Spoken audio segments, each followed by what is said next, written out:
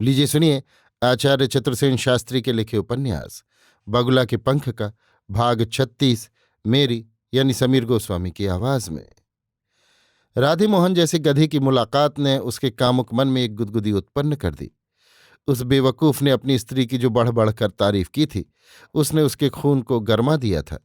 उसे दिख रहा था कि ये शायद सबसे आसान शिकार होगा।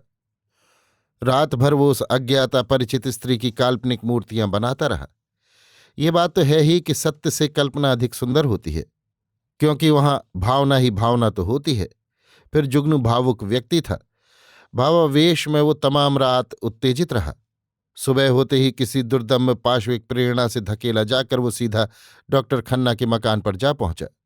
वो शारदा से इस गधे और इसकी पत्नी की कुछ अधिक जानकारी प्राप्त करना चाहता था। जानकारी ही नहीं, वो चर्चा करना चाहता था, और इसी आवेश में वो शारदा के सहवास का भी आनंद लूटना चाहता था। सच पूछा जाए तो इस समय वो इस कदर काम विमोहित हो रहा था कि उसका ज्ञान और सावधानता भी कुंठित हो गई थी।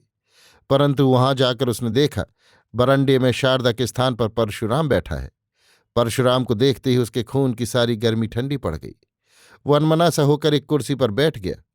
परशुराम से उसे ज्ञात हुआ कि शारदा डॉक्टर खन्ना और अपनी माता के साथ कहीं रिश्तेदारी में गई है।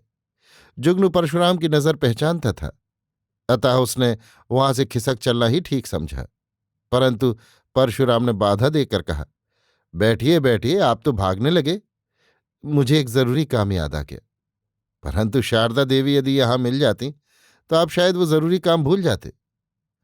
आप तो व्यंग कर रहे हैं। आपको शायद बुरा लगा, लेकिन मैं आपसे कविता के संबंध में बात करना चाहता हूं। कविता के संबंध में क्यों? इसलिए कि आप अपने को कवि कहते हैं। आप शायद ये स्वीकार नहीं करते। यदि कहूं कि आपका अनुमान सच है तो आप अपने घर और मैं अपने घर, बस। यानी आप किसी व्यक्ति की परवाह नहीं करते। मैं न व्यक्ति की परवाह करता हूं न समाज की। अर्थात आप सबके मुकाबले धांधलेबाजी करते हैं। आप मेरा अपमान कर रहे हैं परशुराम जी। मैं आपको सचेत कर रहा हूं जगन प्रसाद जी। मेरा नाम मुंशी जगन प्रसाद है। मुंशी नाम नहीं होता, नाम की पूंछ होता है। नाम तो आपका जगन प्रसाद ही है। मेरा नाम मुंशी जगन प्रसाद है, जुगनू ने क्रुद्ध होकर कहा। परशुराम ने हंसकर कहा, आपके माता पिता तो शायद आपको जुगनू कहकर पुकारते होंगे। जुगनू का रक्त ठंडा पड़ गया। मन के भीतर का चोर कांप गया। क्षण भर उसने परशुराम की ओर घूर कर देखा, फिर शंकित स्वर में कहा, आपका मतलब की बात जाने दीजिए।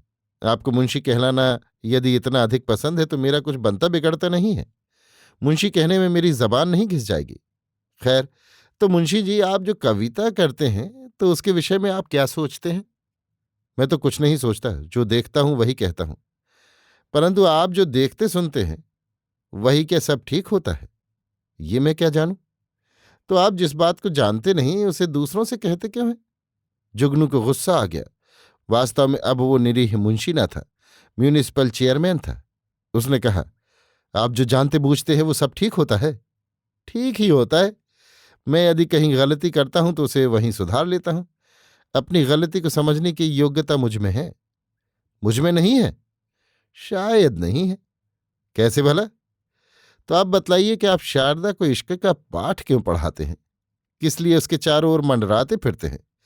क्या काम है आपका उससे? क्या आप नहीं जानते वो एक शरीफ खानदान की कुंवारी लड़की है? तो फिर? जुगनू ने तैश में आकर कहा, तो फिर क्या? मुझे तो आप शरीफ आदमी नहीं मालूम देते। क्या आप मुझे बता सकते हैं कि आप किस शरीफ खानदान में पैदा हुए हैं और आपकी पुश्तैनी हैसियत क्या है? जुगनू के शरीर से पसीना छूटने लगा। उसका मुंह सूख गया। परशुराम ने यद्यपि केवल क्रोध और उद्दंडता से ही वो बात कही थी, पर जुगनू के मन में चोर बैठ गया। उसने कहा, आप गालियां देने पर आमादा हैं। मैं आपसे बात करना पसंद नहीं करता। तो मैं भी आपका शारदा के पीछे मंडराना नहीं पसंद करता। पसंद नापसंद करने वाले आप कौन होते हैं? शारदा स्वयं ही मुझसे मिलना पसंद करती है। लेकिन मैं तो पसंद नहीं करता। आप शारदा के कौन होते हैं? मैं उसका शिक्षक और रक्षक हूं। जुगनू ने परशुराम के चेहरे की ओर देखा। वो कठोर और रूखा चेहरा इस समय क्रोध से लाल हो रहा था। उसने कहा, आपको और भी कुछ कहना है? जी हाँ, मुझे यही कहना है कि आप शारदा से मिलना बंद कीजिए, नहीं तो आप गालियां देंगे। गालियां ही क्यों, आवश्यक होने पर मारपीट भी कर सकता हूं। आपको शायद जेल जाने का भय नहीं है। जेल की क्या बात है, फांसी चढ़ने का भी भय नहीं है। अजीब आदमी है आप, हवा से उलझते। आप जेल जाएं या फांसी चढ़ें, मुझे आपसे कोई सरोकार नहीं। मैं जाता हूं। क्या एकदम ही चल दिए? मैं जाता हूं, कहकर जुगनू वहां से बेंत से पीटे कुत्ते की भांति दुम दबाकर भागा। उसके जाने पर एक घृणापूर्ण मुस्कुराहट परशुराम के होठों पर फैल गई। उसने उसकी ओर देखकर भुनभुनाते हुए कहा, कायर कमीना कुत्ता। अभी आप सुन रहे थे आचार्य चतुर्सेन शास्त्री के लिखे उपन्यास बगुला के पंख का भाग 36, मेरी यानी समीर गोस्वामी की आवाज में।